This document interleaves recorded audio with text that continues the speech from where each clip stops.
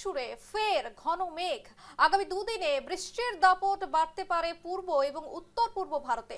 আবহাওয়া দপ্তরের পূর্বাভাস অনুযায়ী বিহার, ছত্তিশগড়, উত্তরপ্রদেশ, ঝাড়খণ্ড, মধ্যপ্রদেশ, ওড়িশা এবং পশ্চিমবঙ্গ, সিকিম এবং উত্তর পূর্বের রাজ্যগুলিতে ভারী বৃষ্টির সম্ভাবনা রয়েছে। শুধু বৃষ্টি নয়, উত্তরাখণ্ড, পূর্ব রাজস্থান, অন্ধ্রপ্রদেশ এবং আন্দামান নিকোবর দ্বীপপুঞ্জে বজ্র বিদ্যুৎ সহ দমকা হাওয়ার সতর্কতাও রয়েছে। ফলে একদিকে যেমন বর্ষার দাপট বজায় থাকবে, অন্যদিকে বজ্রঝড় নিয়ে বাড়ছে উদ্বেগ। দক্ষিণ ভারতের উপকূল এলাকায় অবশ্য আগামী সপ্তাহের তুলনায় কম বৃষ্টির সম্ভাবনা। দিল্লিতেও আগামীকাল আকাশ মেঘলা থাকতে পারে, সঙ্গে হতে পারে হালকা বৃষ্টি। আবহাওয়ার এই পরিবর্তনে ফের বাড়ছে সতর্কতার প্রয়োজন।